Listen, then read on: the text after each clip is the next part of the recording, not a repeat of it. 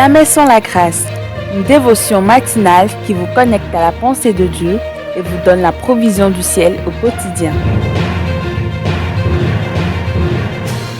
Bonjour chers amis, chers internautes, nouvelle journée, nouvelle provision. Bienvenue dans cette dernière dévotion de cette semaine. Chers amis, chers internautes, chers téléspectateurs, nous vous rappelons que nos émissions sont toujours disponibles également sur YouTube. Vous pouvez aussi aller sur notre page YouTube, notre chaîne, vous abonner. Vous pouvez aussi vous abonner à notre compte TikTok où nous avons des extraits, des shorts que nous partageons et très bientôt notre projet de live va commencer également pour le plus grand bonheur de nous tous. Amen. Merci pour vos prières. Merci pour vos mots d'encouragement également. Merci pour l'amour que vous nous témoignez au travers de vos écrits, au travers des audios, de tout ce que vous nous envoyez. Vous ne pouvez pas imaginer combien c'est tellement encourageant pour tout ce que nous faisons. Seigneur, ce matin, nous te prions, nous te disons merci pour cette grande famille dans laquelle nous sommes. Merci d'intervenir dans la vie de chacun et de pourvoir au nom puissant de Jésus-Christ. Amen. Alors, chers amis, chers internautes, à 2 Rois chapitre 7, le verset 10. Ils retournèrent, parlant des 4 lépreux, ils retournèrent à la ville, appelaient les sentinelles de la grande porte et les informaient. Nous sommes allés dans le camp des Syriens, dirent-ils, il n'y a plus personne. Nous n'avons entendu aucune voix humaine. Amen. Donc, comme on le voyait hier, le plus important dans la vie, ce n'est pas là où vous avez commencé, mais le plus important, c'est le mouvement que vous faites. Dieu est un Dieu de mouvement. Il nous introduit dans le mouvement de l'esprit. Et dans ce mouvement, lorsque nous rentrons dans ce mouvement de l'esprit, nous découvrons, nous recevons les provisions de notre Seigneur Jésus-Christ qui nous amènent à une vie agréable au Père. Amen. Donc, ces 4 lépreux ont accepté de rentrer dans ce mouvement de l'esprit. Ils ont accepté. Ils ne se sont pas cantonnés sur leur état actuel, c'est-à-dire, oui, des lépreux en pleurnichant sur leur état. Non, en pleurnichant sur leur sort. Loin de là. Vous savez, s'ils faisaient ça, cela va les amener directement à vivre dans l'amertume et dans le rejet également. Parce que c'est ce qu'ils ont subi de la part de la maison du roi et de la ville, vous voyez. Mais ils sont allés au-delà. Ils sont allés au-delà. N'est-ce pas avec raison que nous déclarons, que nous pensons ou qu'on dit souvent que notre attitude détermine notre altitude?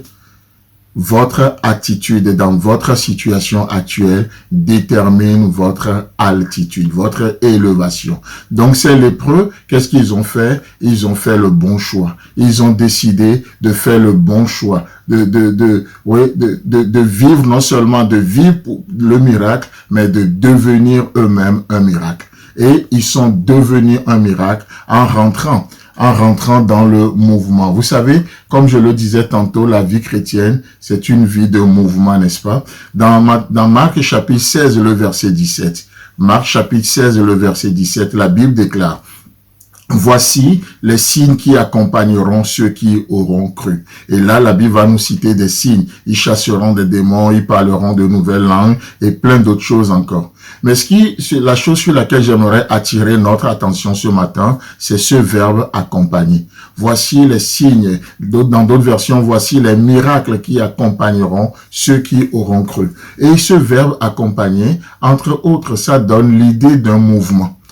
L'idée d'un mouvement. Donc, en d'autres termes, lorsque nous rentrons dans ce mouvement, Dieu est prêt à nous accompagner. Lorsque nous rentrons dans le mouvement, lorsque nous ne faisons pas du surplace, qu'est-ce qui se passe? On peut s'attendre à Dieu et Dieu agit également dans nos vies. D'accord? Et ce matin, j'aimerais juste dire à quelqu'un qui m'écoute, lève-toi et marche.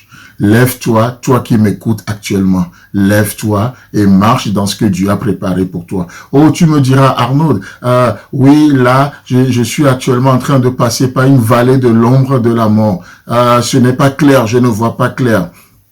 Et tu peux utiliser ça pour justifier peut-être ta situation. Mais qu'est-ce que la Bible nous enseigne? Dans le psaume 23, le verset 4, quand je marche dans la vallée de l'ombre de la mort, je ne crains aucun mal, car tu es avec moi. Alléluia. Peu importe la vallée de l'ombre de la mort, c'est juste de l'ombre. Pourquoi? Parce que la mort elle-même, elle a été engloutie par la résurrection de notre Seigneur. Jésus-Christ, en ressuscitant, a triomphé de la mort. La mort n'a plus de pouvoir sur nous. C'est juste l'ombre. C'est de l'ombre sans substance.